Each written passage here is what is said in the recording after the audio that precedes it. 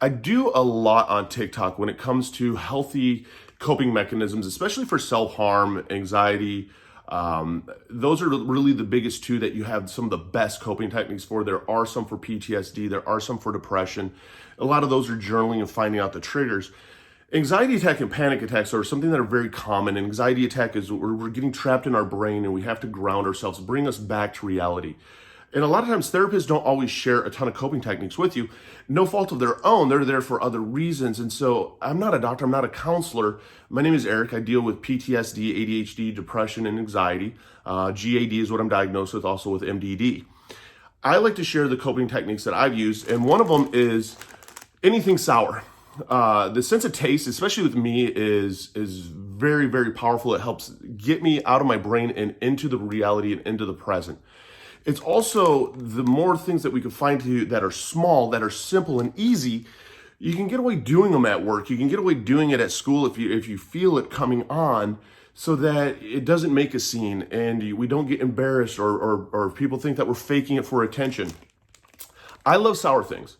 And a lot of times people will be like, well, I like sour stuff, so I don't think anything sour will help. Well, no, sour and bitter and hot really trigger, at least personally, my senses. I love sour things, but Sour Patch Kids Warheads, they're great.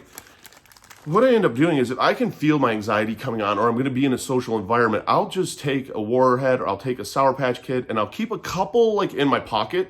And yeah, they get a little messy because they get sugar on them. But I'll stick them in my mouth because it makes me focus on the sour. I'm not focusing on anything around me. I'm focusing on the sour, the flavor in my mouth. It brings me to reality. It brings me to where I'm not worried about everything around me, and I can focus on what's in my mouth versus everything else. Because especially when it comes to social anxiety, we're overwhelmed by everything going on around us to the point that it's almost paralyzing. Finding like simple little things that you can stick into your pocket and just pop into your mouth. I mean, gum works. If you have little like Red Hots or anything that's really, really spicy that you throw into your mouth, or little peppers that you throw into your mouth, anything to get it where this overwhelmingness around us is gone and we're focused on one focal point. And especially if it's us and we kind of put the blinders on and nothing around us is affecting us, makes it that much easier to go through the day. And you can tell when you are not focused on everything around you and you're focused on something going on in your mouth or something going on in your hand, and somebody even touches you and you're startled and you're like, what the fuck? And they're like, oh, I just had a question or whatever. And you're like, oh, that is when you truly have actually shut down everything around you and you can function through it all. It's finding those tools that do. I mean, Sour Patch Kids are great. Warheads are great. The biggest thing is if you're like me and you really like candy, you got to make sure that you don't just sit there and eat the shit, that you like have your little toolkit together of going, hey, if I'm going to be struggling, this is what I'm going to use.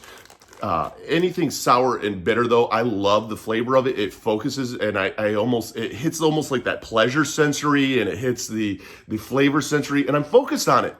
And it might make me even smile a little bit instead of being so worried and overwhelmed by everything else. Or even when I start to really get stuck into my thoughts of like, fuck, I'm failing. And it starts to build that momentum. And then I start to feel the goosebumps and I can feel my heart rate start.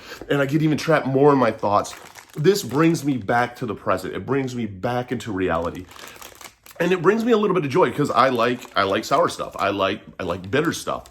It makes me smile and I'm like, you know what, it's all right, it's okay. And now I'm back into the present. Now everything is a lot better.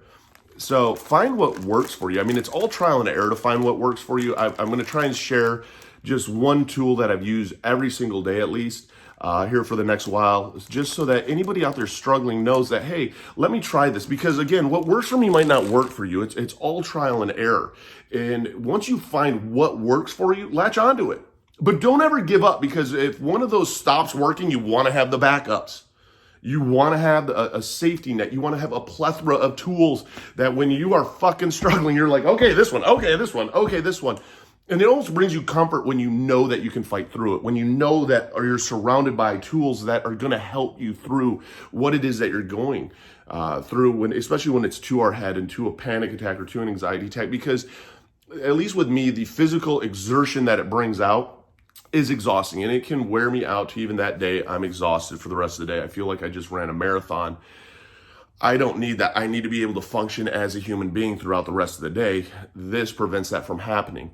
So find what works for you. I mean, down below, I have a link to BetterHelp, which is online therapy. I have links to all the different tools that I use, affiliate links to Amazon, to everything that fidget cubes, fidget spinners, whatever works.